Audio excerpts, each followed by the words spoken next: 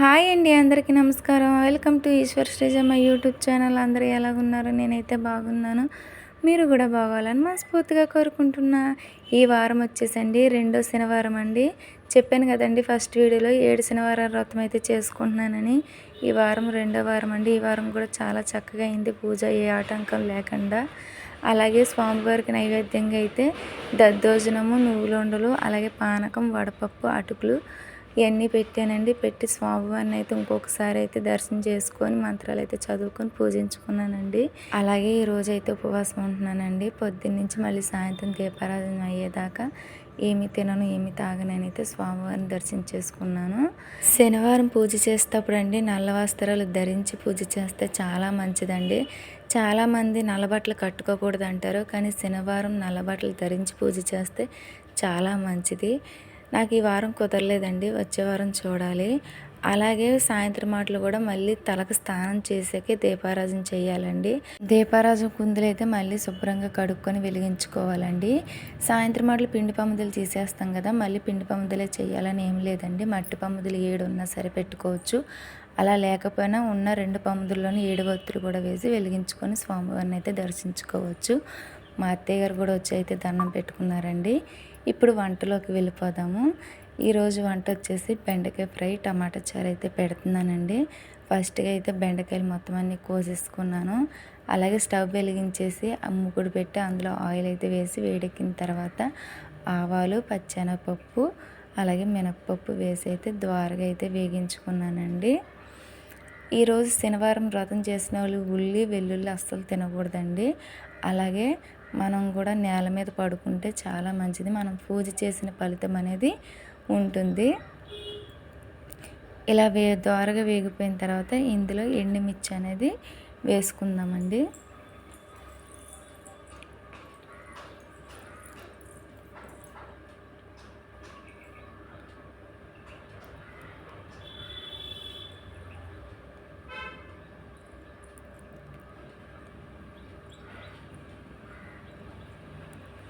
ఇలా ఎండుమిర్చి కూడా వేసుకొని ఒకసారి కలిపేసుకొని కరివేపాకు అయితే వేసుకోవాలండి.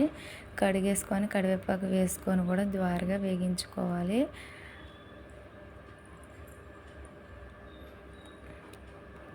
ఇలా వేగిన తర్వాత మనం కోసుకున్న బెండకాయ ముక్కలు అనేది వేసుకొని అయితే ఒకసారి కలిపేసుకుందాము బాగా.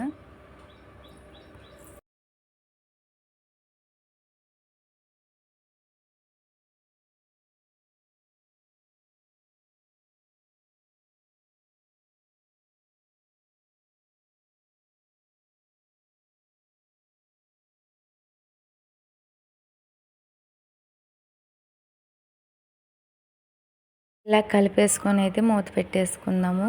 నేను నూనె తక్కువ వాడుతున్నానండి, అందుకే మీకు నూనె కనిపించట్లేదు. నూనె ఎంత తక్కువ పడితే అంత హెల్త్కి మంచిది అంటున్నారని నేను తక్కువే వేస్తున్నాను. ఇప్పుడు ఇలా బెండకాయ ఫ్రై ఒకసారి అయితే మూత తీసుకొని కలిపేసుకుందామండి. బెండకాయ ఫ్రై అనేది జిగురుగా ఉంటుందండి. ఇందులో నిమ్మరసం అయితే ఆ జిగురు అనేది పోతుంది.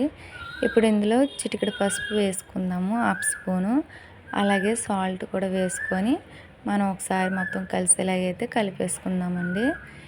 మళ్ళీ ఇంకొకటండి, బెండకాయలు మనం వండుతాం అనుకున్నప్పుడు ఒక పావుగంట ముందు కోసి పక్కన అలా మూత పెట్టకుండా పక్కన వదిలేసి ఫ్రై చేసినా సరే జిగురు ఉండదండి. అలాగే మనం మూత తీసేసి ఫ్రై చేసుకున్నా సరే జిగురు ఉండదు. ఇప్పుడు మనం అది అలా ఫ్రై అవుతూ ఉంటుంది. టమాటా చారు ఎలాగో చూసేద్దాం. టమాటా ముక్కలు ఇలా చిన్న చిన్న ముక్కల కింద చేసేసి మొత్తం అయితే పిసికేసుకోవాలండి. పిసకడం కుదరలేదు, గట్టిగా ఉన్నాయి టమాటా ముక్కలు అనుకుంటే కొన్ని టమాటా ముక్కలు మిక్సీ గిన్నెలో వేసేసి మిక్సీ పట్టేసుకొని కలిపేసుకోవాలండి. అన్నీ మిక్సీ పెట్టుకోకూడదు, ఎందుకంటే మధ్య మధ్యలో టమాటా ముక్కలు అనేది కనిపించాలి కదా. అందుకని నేను కొన్ని మిక్సీ పట్టుకొని వేసుకొని దానికి తగ్గ వాటర్ అయితే వేసుకున్నాను. అందులో చిన్న చింతపండు కూడా వేసుకున్నానండి. ఎంత టమాటా ముక్కలు వేసినా చింతపండు అనేది కొంచెం అన్నా వేయాలి, ఎందుకంటే అన్నీ పులుపు ఉండవు కదండి, టమాటాలు కొంచెం తీగ కూడా ఉంటాయి. అందుకే చిన్నది చింతపండు అనేది వేయాలి. ఇలా వేసేసుకొని కలిపేసుకున్న తర్వాత ఇప్పుడు ఇందులోనైతే పచ్చిమిర్చి అనేది పొడుగ్గా కోసుకొని ఒక 4 అయితే వేసేసుకుందామండి. అలాగే 1/2 స్పూన్ పసుపు అయితే వేసుకోవాలి.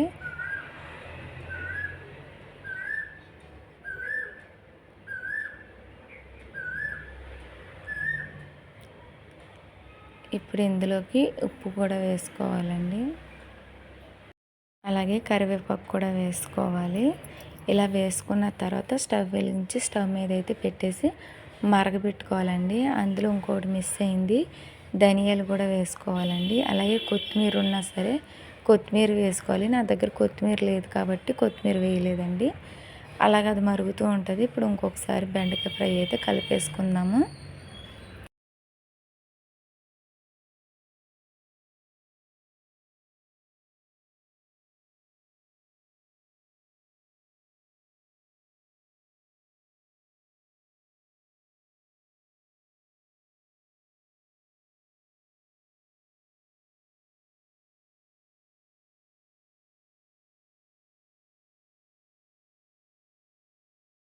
చూసారు కదండి, మొత్తానికైతే బెండకాయ ఫ్రై అయిపోయింది. ఈ బెండకాయ ఫ్రై మా చిన్నోడికి చాలా ఇష్టంగా తింటాడు. ఈ ఫ్రైని అయితే ఇంకా అయిపోయింది కాబట్టి స్టవ్ కట్టేసి పక్కన పెట్టేసుకుందాం. ఇప్పుడు ముందుగా టమాటా చారు మరుగుతుంది కదండి, టమాటా చారులో చిన్న బెల్లం ముక్క అనేది వేసుకుందాము. ఈ బెల్లం ముక్క వేయడం వల్ల కొంచెం పులుపు ఎక్కువగా ఉన్నా సరే పులుపుని అయితే కవర్ చేస్తుంది. అందుకే బెల్లం ముక్క అనేది వేసాను. టేస్ట్ కూడా చాలా బాగుంటుంది. ఇలా మరుగుతున్నప్పుడు ఇంకో పక్క పొయ్యి మీద స్టవ్ వెలిగించి గిన్నె అయితే పెట్టుకొని ఆయిల్ అయితే వేసుకొని అందులో జీలకర్ర వాము వేసుకునేది త్వరగా వేగించుకోవాలండి. చారులోకి ఇంకెలాంటి పోపులు వేయక్కర్లేదు, వాము జీలకర్ర వేస్తే చారుకి టేస్ట్ అనేది వస్తుంది. అలాగే మెంతులు కూడా వేసుకోవాలండి. ఇలా వేసుకున్న తర్వాత ఎండుమిర్చి కూడా వేసుకొని వేగనివ్వాలి. చిన్నోడికండి చికెన్లు ఫిష్ మటన్ అస్సలు అక్కర్లేదండి, అవి అసలు ముట్టుకోడు. ఇలా చారులు ఫ్రైలు బాగా తింటాడు. తోటకూర ఫ్రై అయినా బెండకాయ ఫ్రై అయినా ఇలా ఫ్రైలు అంటే తనకి చాలా ఇష్టం. ఈరోజు ఆడికి పెద్ద పండగ అండి ఫ్రై చేస్తున్నందుకు. ఇలా ఫ్రై అయిపోయిన తర్వాత ఇందులో మనం చారు అనేది తాలింపు పెట్టేసుకుందామండి. ఇలా బాగా ఫ్రై అవ్వాలండి. చారు వేయగానే గుప్పని పైకి అయితే రావాలి. చూసారా ఎలాగొచ్చిందో.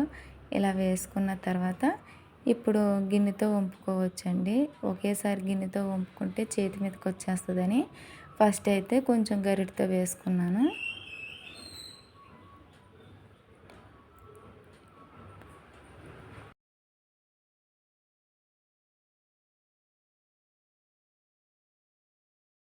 టమాటా చారు కూడా రెడీ అయిపోయిందండి. అలాగే బెండకాయ ఫ్రై కూడా రెడీ అయిపోయింది. ఈరోజు మా ఇంట్లో వంట అయితే ఇదండి. చాలా టేస్ట్గా ఉంటుంది. మీకు ఎలాగ అనిపించిందో నా వీడియో కామెంట్ చేయండి.